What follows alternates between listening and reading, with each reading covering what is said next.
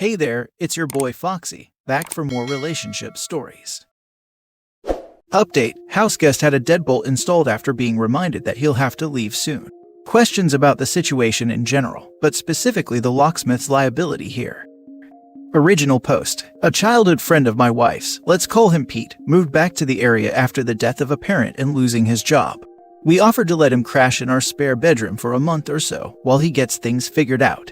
Pete moved in on March 28th, and we had him sign something that said that he'd split on June 30th, whether he had his situation sorted or not. This was partially to put a hard limit on the amount of time he'd be living with us, but primarily because my brother is going to spend about 6 weeks in town for work starting in mid-July, and will be staying with us. Pete didn't seem to be in much of a rush to find a new job, let alone find his own place, but he's in a bit of a funk due to the whole situation, so we've been giving him the benefit of the doubt. On the 1st of June, my wife reminded Pete of the fact that he had to go at the end of the month. He said not to worry, and that he'd definitely have something figured out by then. She gave him the same reminder this Wednesday, June 12th. I'll spare you the details, but this time, Pete countered by confessing that he'd always been in love with her, and that she should leave me, and I could find a new place while they stay in the apartment. Which is sort of funny, because while I consider this to be her apartment as much as mine, I purchased it before we met and her name isn't on anything. Anyway, she obviously shut this down immediately, and Pete did not respond well, at all. No violence, but a ton of shouting, insulting, and attempting to guilt trip. It was intense enough that my wife just cut out to her mother's place, where she called me to fill me in on the situation. I went home from work and told Pete that we'd stick to the agreement despite his behavior, but the sooner he was out, the better. I spoke to my wife later that evening, and we decided that till Pete leaves, she'll stay in an investment property of mine that is luckily vacant right now. But I'd start working remotely and stay at the apartment more or less 24/7. Both to make sure Pete doesn't do anything stupid, and because my presence in the living room would hopefully be more than a little awkward for him. So this morning around 6, I left to run to the office to grab some stuff I'll need while working from home. I got back to the apartment about half an hour ago, and as I stepped out of the elevator, I saw a guy with a toolbox leaving my apartment, and immediately noticed that a new deadbolt had been installed in the door. I tried to explain the situation to the locksmith, but he basically told me that the lock's already in, and he gave the only key to the guy in the apartment, so it's between the two of us now. Lovely. I asked him for a card, and he said he didn't have any, so I asked where he works. He told me that it isn't any of my business, and reiterated that this is between me and Pete.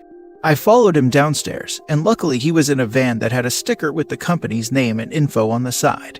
I called the number, asked to speak to the boss, and told him what had happened. He more or less did his best to not answer any of my questions, saying, "I'm sorry, but I don't have to inform you of our policies."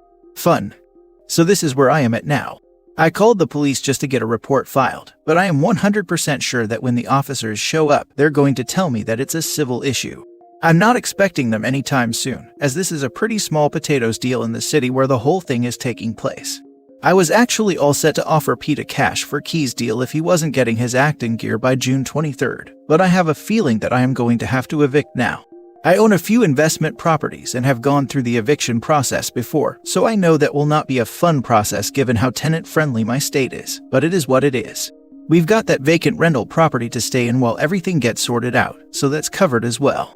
My only questions now are about who I can go after for what. On that note, here are my questions. I am going to lose money on the rental that my wife and I will be staying in while the eviction gets handled. In fact, I've already done so, as I had just started advertising it, and will now have to pull the listing on a few sites, or drop a "sorry but" on anyone who responds to print ads I placed. Is this something I can sue for? In my mind, I'd name both Pete and the locksmith company in a suit, and let the judge decide who owes me what. But since I am making the decision for us to occupy the space, do I technically have damages? When I got a deadbolt installed at my old rental, I had to show the locksmith a copy of my lease before they'd even touch the door. Was that just a company policy they were following, or is that mandated by law? If the latter, is there anything I can go after them for? I don't care if it's trying to get criminal charges pressed or just going the civil route. I am not hurting for money, so frankly if I were to sue, it would be more about taking the pound of flesh that I feel I am entitled to after they locked me out of my own home. But I'd be just as happy seeing the pound of flesh extracted in a manner that does not end with me in possession of it. Anything else that I should be thinking about in this situation? I am planning on asking the police to do a civil standby or whatever it's called, so I can get a few important things out of the apartment. I am a little flustered and angry right now to say the least, so I just want to make sure that there isn't anything I should be considering beyond that. Thanks in advance, and the cops are actually pulling up now, so I might have an update shortly. He was there more than 30 days. You are going to need to evict him if he is an ass and chooses not to leave. Him trying to lock you out was idiotic on his part. Document it and it will help you. Most states do not have laws requiring locksmiths to obtain specific proof. Most reputable companies will always ask for it, so you can take them to court. However, your tenant may have provided them some proof or residency like his driver's license or some type of bill. You can most likely only sue them for losses caused by their action, which he would have to document. If you reside there, I wouldn't leave. You have just as much right to live there. If it is your primary residence, provide proof of residence and have the police force him to let you enter and give you a key to the locks he had changed. He illegally evicted OP. Let's not forget that. He doesn't own the property, nor is he subletting to OP. He didn't and literally can't evict OP. What he did was vandalize OP's property and has illegally locked him out. If the locksmith doesn't come through for you and won't change the locks, what about forcibly entering? I'm not a lawyer, but I would imagine that there's nothing illegal about breaking into your own apartment. Of course, you'd still have to deal with evicting him, but at least you'd have access to your property. The superintendent already told me I just have to say the word, and he'll grab some gear to help me force entry, but I'm gonna hold off on that till I hear from my attorney. That's a pretty cool super. Let's just say that this guy gets a sick tip from us around Christmas. He's a great super in terms of managing the building, but he's an even better guy who happens to be freaking hysterical. Edit/updates. Just heard from the owner of the locksmith, who sounded about as angry as I am. He's sending a guy over with a new deadbolt and a few extra keys. Apparently, he's already arranged for his dude to show up with some cops in case Pete is not a fan of the lock being changed. Bonus, in explaining that part to me, I got to hear somebody say, I know a guy who knows a guy in real life, and now I want to hang out with this dude. Mother-in-law took the wife out to get her mind off of this stuff, but she is now being returned to me, so I'm gonna stop staring at the internet. The locksmith will be here around 8 p.m., and Pete's brother is going to swing through around the same time to see if he can talk some sense into him. Thanks for all of the advice and well wishes. I'll try to update again tonight if anything interesting happens, but at this point, it will more likely be tomorrow, Sunday. Second update. So I got a call while I was getting ready to head back to the apartment to meet the locksmith. It was Pete's brother. Apologies for the lack of details here, but I don't know too much about exactly what went down. And a chunk of what I do know is sort of personal stuff that the brother, who just did me an enormous favor, probably wouldn't want me sharing. Anyway, the gist of the phone call was that he went by and performed a third-party constructive eviction with the back of his hand. So Pete's gone, as is most of his stuff. His brother is going to swing by next week to grab any odds and ends that they may have missed. I am planning on making him dinner and hitting him off with a bottle of good whiskey when he does so. As far as Pete goes, I'm thinking that I'll follow through with at least the early part of the eviction process, just in case he tries anything cute. Gonna speak to my attorney about this first, but he's still in the wind. Turns out he's staying at a cabin his girlfriend's family owns, and it's pretty much as close to being in the middle of nowhere as human-built structures get. His admin or paralegal, I don't know what she is specifically, but she said that yesterday was the one day he wasn't going into town for cell service. This gives us the opportunity to convince him that the situation is currently way worse than it ever was. And as much as I love this guy, he's really fun to mess with, so that's cool. After speaking with him, I called the owner of the locksmith to let him know that the apartment was vacant, so his guy wouldn't need to show up with police. Turns out he was planning on coming by to handle this himself anyway, so that was easy enough. I met him over there. He had a handful of deadbolts for me to choose from, and he switched out the lock in about 5 minutes. We got to talking about baseball because that's what you do in New York, and this led to him accepting my offer to buy him a beer so we could watch the White Sox smack our Yankees around. I got some backstory at the bar, and while this is secondhand information, the dude seems pretty reliable, so I've got no reason not to believe him. The guy who came over yesterday morning was indeed an employee of his, but he wasn't on the clock and actually borrowed the deadbolt without mentioning anything. Turns out he is an old friend of Pete's and had been fed a story about an insane landlord who had decided to move into the apartment Pete was renting. Brilliant. Anyway, my new locksmith buddy told me that this guy was officially unemployed as of that afternoon. I would feel bad for the dude, but I'm too busy not caring about what his motivation was due to the complete and total lack of any attempt to verify the story he'd been fed. This also explains the non-answers I got when I called the shop. The person I spoke to was a manager who had absolutely no idea what I was talking about. He was basically trying to buy some time to speak with the owner and the guy who installed the deadbolt, instead of just pulling an excuse out of his butt for me. I wish he'd told me that in the first place, but I do appreciate the fact that he didn't just try to go into cover your butt mode for the company or his now former co-worker. All in all, I have a new preferred locksmith for when I need something done at any of my properties. So really, the only legal stuff left is the restraining order, and Pete very kindly sent my wife a few emails last night upon figuring out that she'd blocked his number. Not gonna go into details, but I'll just say that the contents should make the restraining order easy to get. So thanks for all of the help and well wishes, but it seems like this is more or less a wrap, and a pretty amusing one too. My wife's gone from upset about the whole thing to uncharacteristically indignant, which she's admitted is kind of cathartic for her, so I don't even have a reason to feel guilty about laughing about what a moron Pete is. Again, thanks all. Why am I not surprised the first locksmith was a friend of Pete? I knew he had to be, if he magically showed up the moment OP stepped out. Locksmiths generally aren't that speedy. I'm not screwing up my job for any of my friends.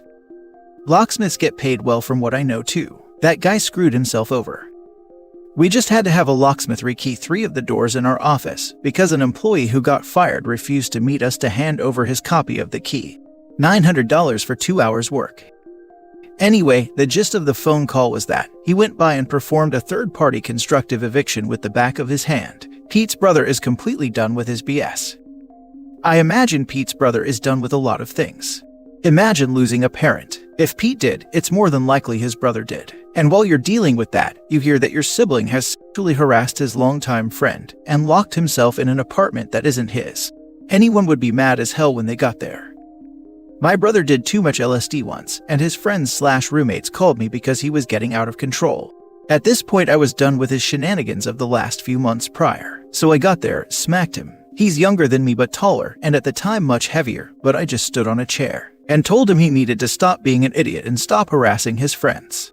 He now tells me he's glad I did that because he was in a fast downward spiral. And after that, he managed to realize he was being a huge jerk and idiot. Now for the last story. My 34 male girlfriend, 32 female, is dying and trying to set me up with her best friend, 32 female. My girlfriend of 10 years has terminal cancer. She's in her final weeks of life. We have no children because her health has long been a concern. She's fought cancer several times through her life. We never got married because she is not a believer in the practice, but I would have married her in a heartbeat if she'd wanted it. I love her desperately and always will. 3 months ago, she made the decision to stop the chemo and let things happen on their own. She has been fading fast ever since. She is now bedridden on hospice and sleeps most of the time, but she is still able to communicate when she is awake. All her life, she's had the same best friend. Her best friend is a wonderful, sweet person and a single mother of 2 young boys. Their father was bad, and she lived with us for a while when she was getting back on her feet after leaving him, and during that time, her sons became very close with me. I've always been the male figure in their lives and I enjoy being around them genuinely. I also have a great deal of admiration for their mother, but my feelings toward her have never been attraction of any kind. I love her for the person she is, and because she's always been so important to the woman I'm in love with. A few weeks ago, my girlfriend spoke to me privately and told me that when she is gone, she wants me to continue to be there and take care of her friend and the boys. I told her that of course I would, and she shouldn't be worried about any of that. Then she told me that she wanted me to date her friend. You two would be good together and it just makes sense. She will take good care of you too, she said. She brings it up almost every day now. She had a similar conversation with her friend. Obviously, this isn't something I am interested in pursuing, and her friend doesn't really seem to want it either. But recently during a conversation, her friend said to me, "It's a dying wish. We can just pretend until she's gone that we're considering it and make her feel better." I don't even want to do that though. I want my girlfriend to know that without a doubt she is the love of my life, and I have no interest in pursuing anyone else. She's been the one for me. How do I express this to her without having her feel like I'm denying her any final wishes in life or disregarding her opinion about what I should do with the future? Now for the advice. It's a dying wish. We can just pretend until she's gone that we're considering it and make her feel better. Not sure about that. Sounds like a chick flick movie. You pretend until you don't. How do I express this to her without having her feel like I'm denying her any final wishes in life or disregarding her opinion about what I should do with the future? Babe, I know you want what's best for me, your friend, and her children, but right now we're still in the present. I love you and I want us to focus on our relationship, not on others. You already trying to matchmake hurts me. As a person who has an incurable cancer that has been chock full of complications, that's a lot of the answer right there. She's worried. Soothe the fears and tell her you'll move on when you're ready, but right now you want to spend this time focused on her and your relationship. Also, as someone with cancer, I agree. My view when reading this is that she wants the two most important people in her life to be okay. UOP to be there for her friend and children, who sound like they have had a terrible time in life, and for her friend to help and support UOP when she is no longer around. There has been some really good advice on this thread, and I will say if it were me in your shoes, OP, I would want to make sure the love of your life knows that you are there for her. You have no regrets in your life, you are sad the way things have worked out, but that you will be okay. You will continue to be there for her friend and children because they are your friends too, and you want to help them because they are good people. You know they will be there to help you as well, but as said, that does not need to be a relationship. But you understand why she is saying that. Also, OP, I know how hard everything has been for you all, and I know from my own experience that processing the reality that someone has cancer is literally the worst thing I have ever been through. Personally, I found telling others I have cancer was worse. I relived a wave of anxiety, fear, and anger every single time I broke the news to someone. After every doctor appointment, waking up every morning and having those first few seconds of calm, before remembering and reliving everything again. This repeated barrage resulted in me to have a massive drive to ensure everyone in my life will be set. They will be fixed. They will be fine. Even reading your thread, I want you to be okay.